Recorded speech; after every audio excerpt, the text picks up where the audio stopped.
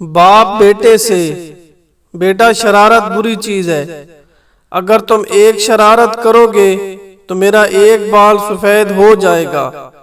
بیٹے نے کہا اچھا تو اس کا مطلب یہ ہے کہ آپ نے بہت شرارتیں کی ہیں، تبھی تو دادا جان کا سر بالکل سفید ہو گیا ہے۔ اسمبلی کے ایک امیدوار نے ووٹروں کے ایک مجمع میں طویل تقریر کرنے کے بعد کہا میں آپ کے لیے سب کچھ کروں گا لیکن اللہ کے فضل و کرم سے اپنا ضمیر نہیں بیچوں گا۔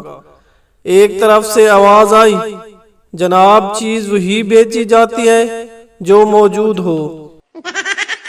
استاد شاگردوں سے مجھے امید ہے آپ لوگوں نے اس کتاب کا 16واں باب پڑھ لیا ہوگا۔ سارے شاگرد بولے جی جناب بالکل پڑھ لیا ہے۔ استاد غصے سے نالائکو مرغا بن جاؤ، اس کتاب کے تو صرف 15 باب ہیں۔ ایک پولیس افیسر کی گھڑی گم ہو گئی، اس نے تھانے میں رپورٹ درج کروا دی۔